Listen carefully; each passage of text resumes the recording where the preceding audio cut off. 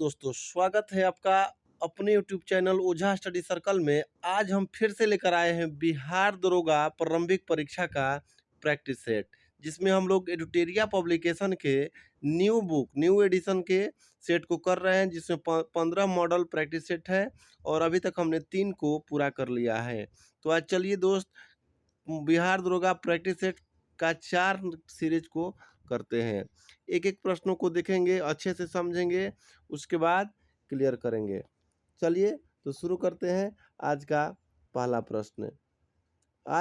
प्रश्न होगा कि निम्नलिखित में से कौन सा सही सुमेलित नहीं है। बताइए कौन सही सुमेलित आपका नहीं है। राजवंश राजवंश और उसकी राजधानी दिया है, जिसमें पहला है कि चोल राजवंश की राजधानी कहाँ थी, तो ये सही है। चोल राजवंश की राजधानी तंजौर। राष्ट्रकूट की राजधानी मानेकखेट, ये भी सही है।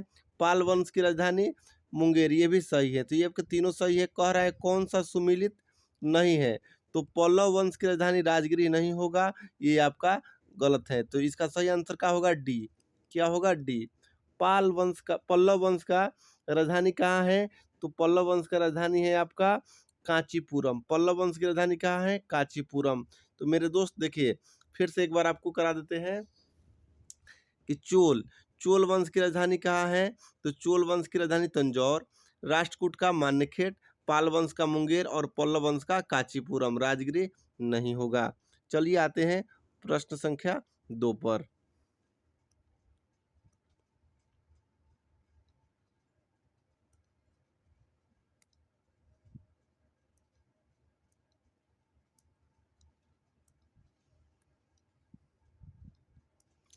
प्राचीन कालीन स्मृतियों में सबसे पहले किस स्मृति की रचना की गई थी।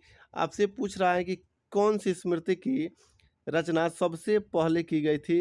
आंसर होगा मनुस्मृति की। मनुस्मृति की रचना सबसे पहले की गई थी। इसकी रचना 200 ईसा पूर्व से लेकर 200 ईस्वी के बीच में हुआ था। ठीक है, मनुस्मृति की रचना कब हुआ था? 200 ईसा पूर्व से लेकर 200 ईस्वी तक हुआ था। देखिए आपको बताते हैं कि हिंदू कानून को समझने के लिए मनुस्मृति ही बनाया गया था। हिंदू कानून के लिए हिंदू कानून कौन था? मनुस्मृति। और इसका सबसे पहले अनुवाद विलियम जोन्स ने किया था। कौन क्या था? William Jones.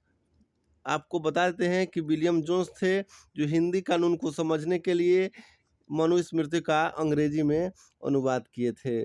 चलिए बात करते हैं अगला प्रश्न की। पूर्व मध्य काल में कनौज के लिए त्रिपक्षीय संघर्ष में किस दक्षिण भारतीय राज्य ने भाग लिया। क्वेश्चन है कि पूर्व मध्य काल में कनौज के लिए त्रिपक्षीय संघर्ष में किस दक्षिण भारतीय राज्य ने भाग लिया था। इसका सही आंसर होगा राष्ट्रकूट। कौन भाग लिया था?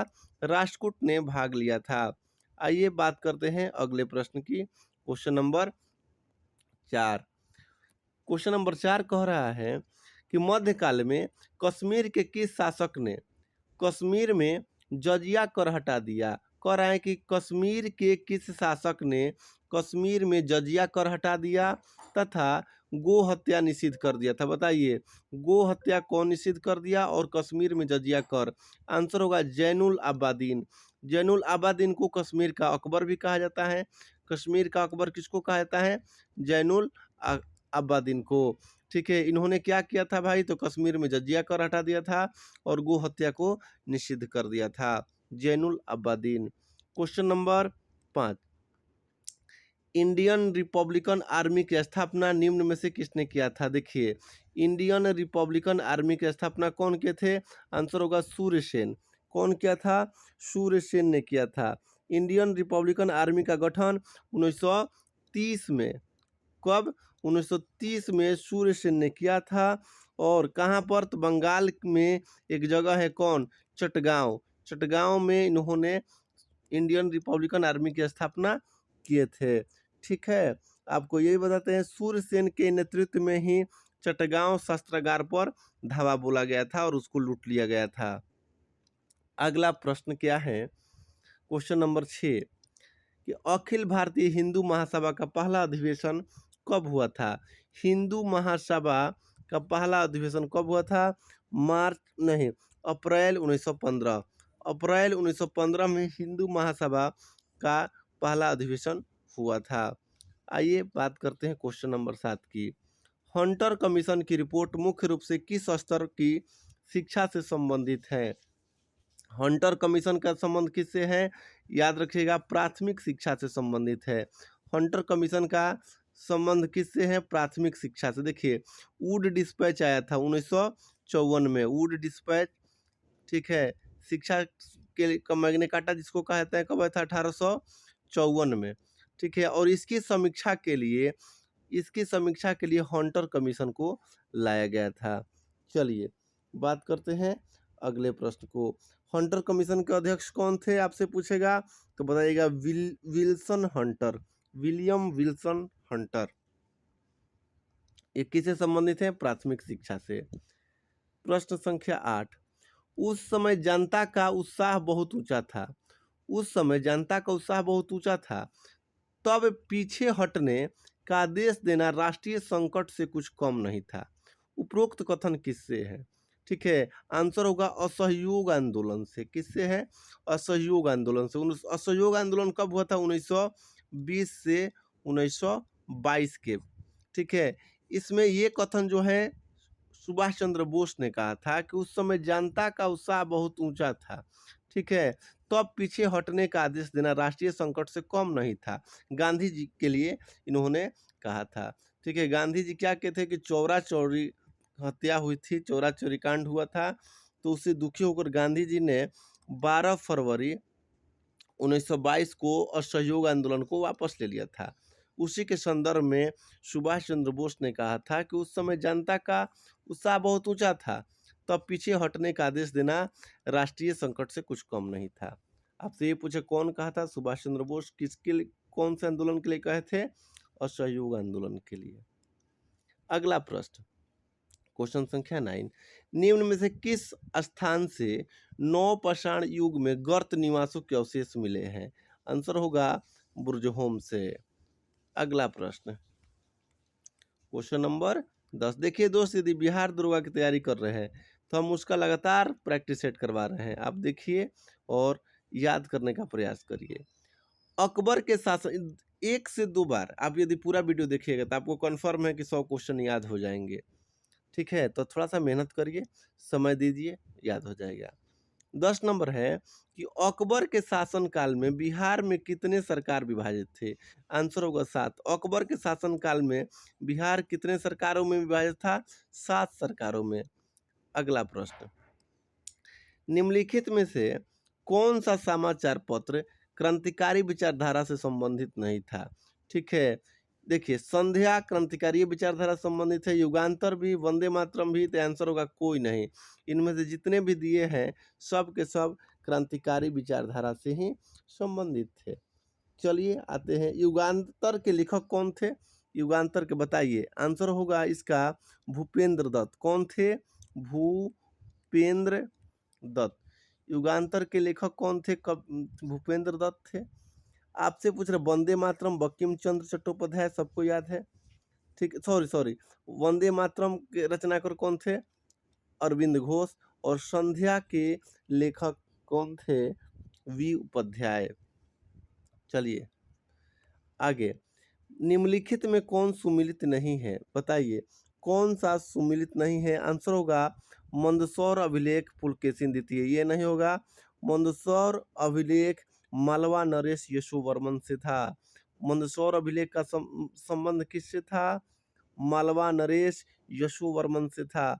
नासिक अभिलेख सही है, गौतमी पुत्र बलश्री। देवपाड़ा अभिलेख विजयसेन। जूनागढ़ अभिलेख स्कंदगुप्त। चलिए आते हैं अगले प्रश्न, इंदिरा गांधी को किस वर्ष भारत रत्न दिया गया था? बताइए, भारत की पूर्व प्रधानमंत्री इंदिरा गांधी को कब दिया गया था? आंसर होगा 1971 में। 1971 ईस्वी में इंदिरा गांधी को भारत रत्न पुरस्कार से सम्मानित किया गया था। यदि बात करें विनोबा भावे की, तो 1983 ईस्वी में विनोबा भावे को भारत रत्न पुरस्कार दिया गया था। राजीव गांधी की बात करें तो 1991 में। याद रखिए 1971 में इंदिरा गांधी, 1991 में राजीव गांधी को भारत रत्न पुरस्कार से सम्मानित किया गया था। 2001 में कौन किए गए थे? तो उस्ताद बिस्मिल्लाह खान को। आते हैं अगला प्रश्न। अब देखिए 1971 में किसको सम्मानित किया गया था भाई? इंदिरा गांधी को। और 1991 में राजीव गांधी को। चलिए बात करते हैं अगले प्रश्न का। अनटोल्ड स्टोरी पुस्तक के लेखक निम्न में से कौन है? ठीक है, अनटोल्ड स्टोरी पुस्तक लेखक है बी.एम. कॉल। अनटोल्ड स्टोरी पुस्तक के लेखक कौन है? बी.एम. कॉल। अनटोल्ड स्टोरी पुस्तक के लेखक कौन है? बी.एम. कॉल। आते हैं अगले प्रश्न। ये देखिए बहुत मजेदार है। अहपन लोक कला का संबंध किस राज्य से है? देखिए मेरे भाई, जब बिहार में शादी विवाह होता है तो महिलाएं क्या करती हैं? अपने हाथ का, ठीक है, देखिए हाथ थोड़ा गड़बड़ बन गया है, अपने हाथ का दीवार पर ऐपन देती है। ठीक है, तो ये कहाँ का है? अहपन कहा जाता है, लेकिन भोजपुरी में इसको ऐपन कहा जाता है। बिहार में जो कोहबर होता है, दूल्हा का जो शादी करने के बाद जिस घर में दूल्हा आते हैं उसको कोहबर कहा जाता है। और कोहबर में आप देखिएगा आटे का लेप लगाया जाता है हाथ से, उसको क्या कहता है? अहपन। आपसे पूछेगा कि महाराष्ट्र का लोक नृत्य क्या है? महाराष्ट्र लोक कला, महाराष्ट्र का क्या है? रंगोली है। महाराष्ट्र के लोग क्या करते हैं? रंगोली लगाते हैं। ठीक है, वहीं गुजरात, देखिए रात में गुजरना है, गुजरात को उल्टा पढ़िएगा तो रात में कहीं गुजरना है, इसके लिए आपको एगो संगतिया चाहिए, यानी साथिया। साथिया कहाँ का है? गुजरात का। और राजस्थान का क्या है भाई? राजस्थान का बताइए, राजस्थान का लोक कला क्या है? मेहंदी। मेहंदी लगाना राजस्थान का लोक कला है। उत्तर प्रदेश का क्या हो जाएगा बताइए? उत्तर प्रदेश में ये चौक पूरना। चौक पूरना है। देखिए गणेश भगवान का पूजा होता है, सत्यनारायण भगवान का कथा होता है, उसमें चौक को पूरा जाता है। ठीक है, ये कहाँ का है लोक कला? ये बात करिए, स्वास्तिक का चिन्ह बनाया जाता है, स्वास्तिक बनाया जाता है ना, तो ये हो जाएगा उत्तर प्रदेश। थोड़ा बात कर लेते हैं फिर से, हमने क्या क्या बात किया। देखिए साथिया, साथी का आवश्यकता कब पड़ेगा? रात में गुजरने के लिए, यानी साथिया गुजरात का है। उसके बाद बात करते हैं महाराष्ट्र का क्या होगा? रंगोली। बिहार का अहपन। गुजरात का साथिया। राजस्थान का मेहंदी, मेहंदी लगा के रखना, डोली सजा के रखना, मेहंदी, ये कहाँ का है? राजस्थान का है। और उत्तर प्रदेश का हमने क्या बताया? उत्तर प्रदेश का बताया चौक पूरना। ये कथा उथा होता है आपके घर में भी तो चौक पूरा जाता है। ठीक है, स्वास्तिक का चिन्ह बनाकर, उसको कहा जाता है चौक पूरना। आते हैं क्वेश्चन नंबर 16। भारतीय वायुसेना को कितने कमांड में विभाजित किया गया है? भारतीय वायुसेना को 7 कमांडों में विभाजित किया गया है। कितने कमांड में? 7 कमांड में। चलिए अगला प्रश्न। नालंदा विश्वविद्यालय को किस वर्ष विश्व विरासत सूची में सम्मिलित किया गया है? 2016 में। नालंदा विश्वविद्यालय को 2016 में विश्व विरासत सूची में शामिल किया गया है। अगला क्वेश्चन कि 18 नंबर, नगद कोष अनुपात CRR का संबंध में कौन सा कथन निम्न कथनों पर विचार करें? यह केंद्रीय बैंक द्वारा निर्धारित किया जाता है, सही बात है। दूसरा, प्रत्येक बैंक के लिए यह बाध्यकारी है, ये भी सही है। यह राशि नगद के रूप में RBI के पास नहीं, ये गलत बात है, ये RBI के पास नहीं रखा जाता है। इसका आंसर होगा केवल 1 और 2, यानी ऑप्शन नंबर ए। अगला प्रश्न, क्वेश्चन नंबर 19। देखिए जल्दी जल्दी फटाक से हम लोग कर लेते हैं। बजट 2024-25 के अनुसार भारत सरकार का रुपया प्राप्ति के लिए शीर्ष मद क्या है? देखिए उधार एवं अन्य देयताएं, लोन जो है ना, रुपया प्राप्ति के लिए भारत सरकार का शीर्ष मद है। ठीक है, लोन जो है ये शीर्ष मद है। लोन से आपको भारत सरकार का कितना परसेंट इनकम होता है? 27%। कितना प्रतिशत? 27%। वहीं आयकर से कितना होता है? 19%। याद रखिएगा, आयकर से 19% है। और GST से क्या है? 18%। और निगम कर से कितना है? 17%। चलिए भारत में विश्व के समस्त लौह अयस्क भंडार का कितना प्रतिशत हिस्सा उपलब्ध है? भारत में विश्व के समस्त लौह अयस्क का भंडार कितना है? 8%। विश्व के समस्त लौह भंडार का 8% हिस्सा भारत में है। अगला प्रश्न है कि निम्न में कौन सा राज्य नवीकरणीय ऊर्जा में प्रथम स्थान पर है? देखिए, नवीकरणीय ऊर्जा में राजस्थान 1 नंबर पर है। राजस्थान राज्य 1 नंबर पर है। नवीकरणीय ऊर्जा में राजस्थान का स्थान प्रथम है। राजस्थान प्रथम है, गुजरात सेकंड है। गुजरात कितने नंबर पर है? दूसरे नंबर पर है। चलिए बात करते हैं आगे। केंद्रीय कपास शोध संस्थान कहाँ स्थित है? Question number 22। केंद्रीय कपास शोध संस्थान कहाँ पर स्थित है? आंसर होगा कपास नागपुर में स्थित है। केंद्रीय कपास शोध संस्थान नागपुर में स्थित है। अगला प्रश्न, हाल ही में चर्चा में रहा ओरंगुटन कूटनीति किस देश का है? आंसर होगा मलेशिया। ओरंगुटन कूटनीति मलेशिया। चीन का पांडा। चलिए आगे। यूनिफाइड यूपीएस पेंशन योजना, देखिए एनपीएस की जगह पर यूपीएस पेंशन योजना सरकार लाने का प्रयास कर रही है, जिसको 1 अप्रैल 2024 से लागू कर दिया गया है। ठीक है, तो वहीं कह रहे हैं कि यूपीएस योजना को अपनाने वाला पहला राज्य कौन बना? आंसर होगा महाराष्ट्र। अभी तक महाराष्ट्र ने इसको अपनाया है, यानी यूपीएस पेंशन योजना को लागू करने वाला राज्य है महाराष्ट्र। अगला प्रश्न, नाटो शिखर सम्मेलन 2024 का आयोजन कहाँ पर होगा? नाटो शिखर सम्मेलन 2024 का आयोजन कहाँ पर होगा? आंसर होगा वाशिंगटन डीसी। वाशिंगटन डीसी में इसका आयोजन होगा, नाटो शिखर सम्मेलन 2024। वर्ष 2024 में हुए चुनाव के बाद ब्रिटेन के प्रधानमंत्री कौन बने? आंसर होगा कीर स्टारमर। कौन बने हैं? कीर स्टारमर। ऋषि सुनक हार गए हैं और कीर स्टारमर जीत गए हैं। देखिए, आपसे ये भी पूछ सकता है कीर स्टारमर किस पार्टी के हैं? तो कीर स्टारमर किस पार्टी के थे? हैं लेबर पार्टी के। ठीक है, लेबर पार्टी के कीर स्टारमर 411 वोटों से जीते थे, सीटों से। चलिए आते हैं अगला प्रश्न। ऋषि सुनक किस पार्टी के थे? कंजर्वेटिव पार्टी के थे और लेबर पार्टी की सरकार अभी बनी है वहां पर। कीर स्टारमर वहां के प्रधानमंत्री है। अगला सवाल है, नोमेडिक एलिफेंट 2024 अभ्यास भारत के किस देश के बीच संपन्न हुआ? नोमेडिक एलिफेंट 2024 अभ्यास किस देश के बीच में संपन्न हुआ है? आंसर होगा मंगोलिया। मंगोलिया के बीच संपन्न हुआ है। भारत का पहली बहुउद्देशीय हरित हाइड्रोजन पायलट परियोजना का उद्घाटन किस राज्य में किया गया? भारत की पहली बहुउद्देशीय हरित हाइड्रोजन पायलट परियोजना का उद्घाटन किस राज्य में किया गया है? आंसर होगा हिमाचल प्रदेश में। क्वेश्चन नंबर 29, अगस्त 2024 में गृह मंत्रालय द्वारा किस राज्य या केंद्र शासित प्रदेश में नए जिले बनाने का निर्णय लिया गया है? बताइए कौन से राज्य या केंद्र शासित प्रदेश में नया जिला बनाने का निर्माण?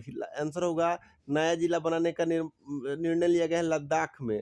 कई गो जिला बनेगा वहाँ? 5 गो जिला बनने वाला है। लद्दाख में सरकार ने फैसला लिया है कि 5 नए नए जिले बनाना है। ठीक है, कौन कौन जिला का नाम क्या है कोई बताएगा? यदि आपको पता है तो जरूर आप कमेंट में करिए। देखिए, एक जिला बनेगा जासकर। कौन जिला बनेगा? जासकर। आपको बता देते हैं मेरे भाई, जासकर। दूसरा जिला का नाम होगा शाम। क्या होगा? शाम। जासकर शाम। तीसरा जिला एक बनेगा, उसका नाम होगा ट्रांस।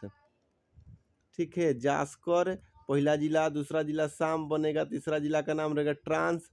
चौथा जिला एक बनेगा, उसका क्या नाम होगा? नुब्रा। चौथा जिला का नाम होगा नुब्रा। और पांचवा जिला का नाम होगा, बताइए, पांचवा जिला का नाम होगा चांगथाम। 5 नए जिले बनेंगे, जासकर, शाम, ट्रांस, नुब्रा, चांगथाम। चलिए मेरे भाई इसको याद रखिएगा। आइए क्वेश्चन नंबर 30,